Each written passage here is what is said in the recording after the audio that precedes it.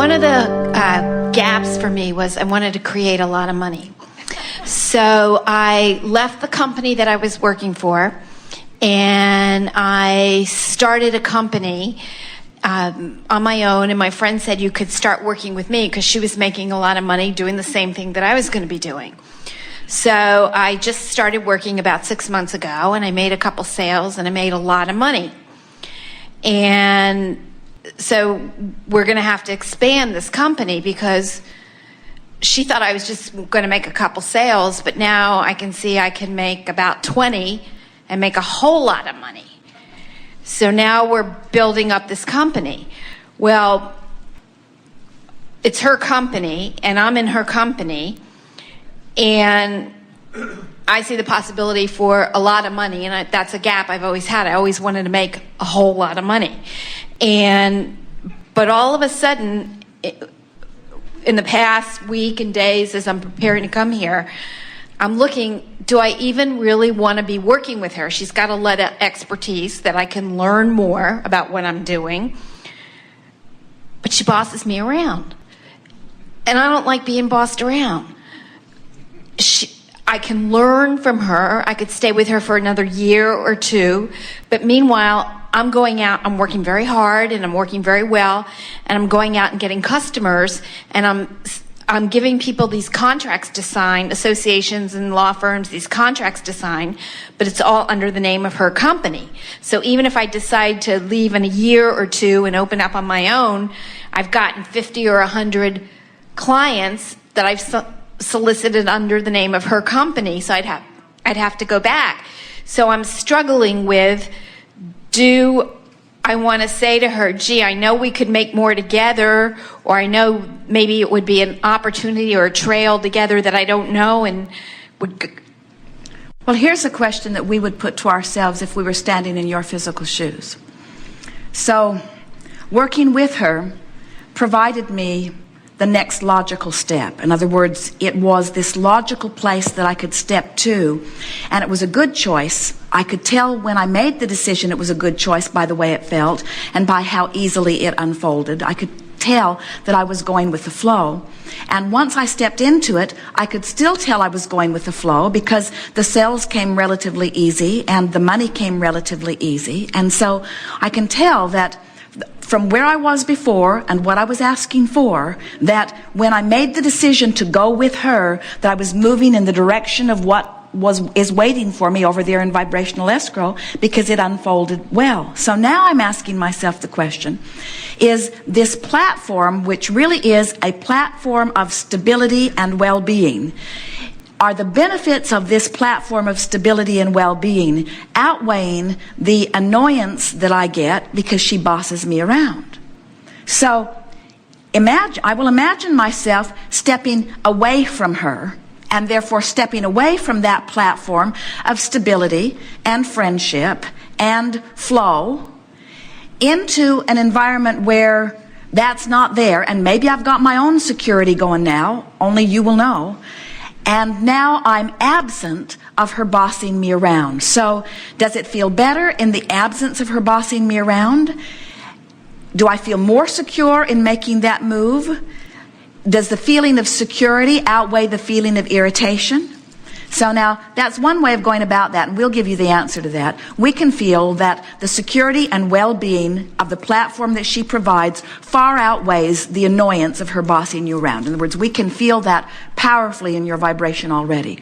But then we want to say to you, there's another way to approach this in light of what we've been talking about already here today, and that is it possible for me to receive the benefit that I receive from working with her and tune out the bossing me around?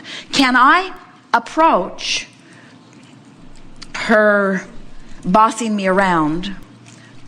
We'll just wait for you to open that. It's all right. The crackling is coming through on the microphone. It really is all right. We don't mind waiting. She's trying to be quiet, so it's taking a very long time. Can I ignore the crackling paper? Or does the crackling paper take my undivided attention? Do I have to make a big deal over the annoying thing? Or can I step back from it and focus upon the greater thing at large? In other words, what we want you to understand is that if you leave there because she annoys you, then that's still active in your vibration. And the next place you go, there will be something else annoying. And the next place you go, there will be something else annoying. You didn't know you were going to get in on the seminar, did you? And that you're the something else that's annoying, by the way, in case you didn't. It's better than being asked the question. The next place, there will be something else annoying. But if you stay where you are and focus upon the things that really matter, so that the things that really matter are what are most active in your vibration, now it doesn't matter. You just tune all that other stuff out. We suspect that there's something else going on. It's not just that she's annoying. It's that you're wanting to prove yourself. You're wanting to get off on your own. You're worried that she might have other limiting factors. You're worried that she's not dreaming as big as you're dreaming. In other words, there are other things that we can feel pulsing in the vibration in there. But if we were standing in your physical shoes, we'd stay right where we are, and we'd clean up our vibration, and we wouldn't think in terms of doing something different. We would just appreciate the heck out of what's going on where you are, and then understand that in everything that you're living, you're asking incrementally for things to be more and more the way you like them. And as long as you are appreciating where you are, the universe will yield to you another and another and another and another avenue. The thing that we're really wanting to say to all of you is you do not need to jump from where you are into something else with action. If you could make peace with where you are and just look for reasons to feel good where you are, you would automatically begin to move into the next phase of your life that will more adequately accommodate all of the things that you've been asking for. It's not about should I do this or should I do that. It's how should I feel about what's happening now so that I will allow the universe to yield to me an even better unfolding. Did you hear that? People will say, should I leave this job? Should I leave this marriage? Should I leave this relationship? And we say, don't leave anything in terms of action, but just leave the parts of it out of your mind. Tune out the parts that are annoying while you amplify the parts that you are adoring. And what begins to happen is sequence of events and circumstances just begin to reveal themselves to you so that you effortlessly just move into better and better and better and better, much in the way that you moved into this. You're on the right track. Okay. So the one question I do have, when you said something about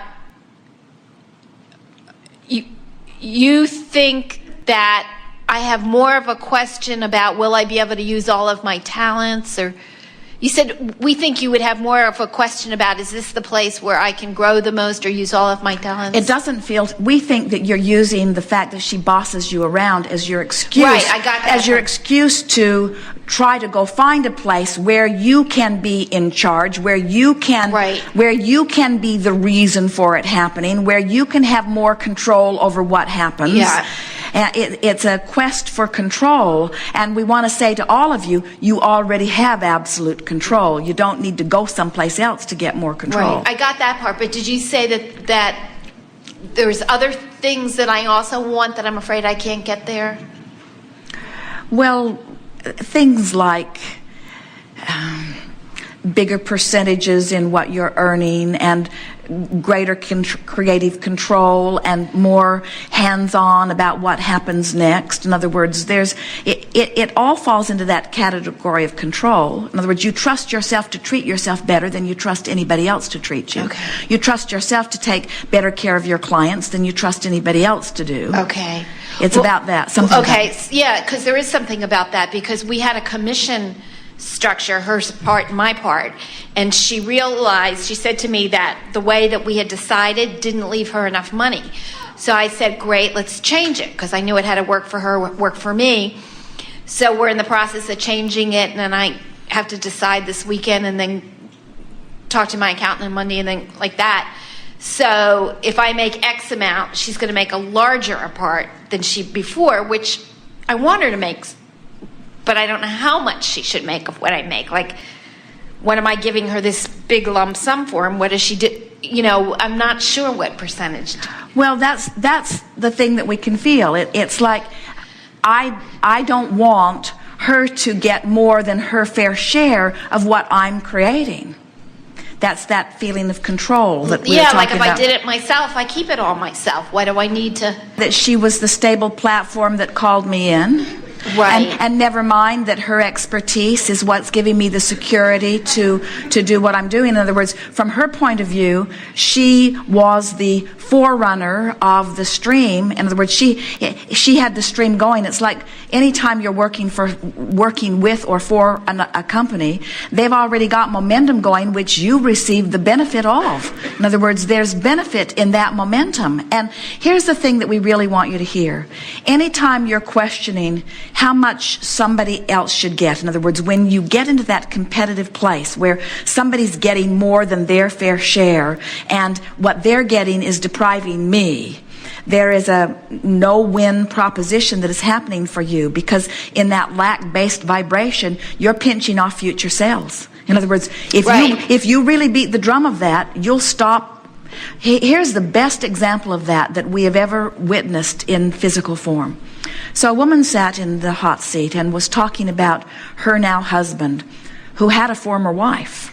And her now husband was supporting her and their children well. But the former wife, every time he'd make a little more money, she would go to the courts and petition for a higher percentage of what he was earning for her. And so it seemed that every increase in his salary went more to his ex-wife than it was going to his current family, and it was very annoying to this current wife.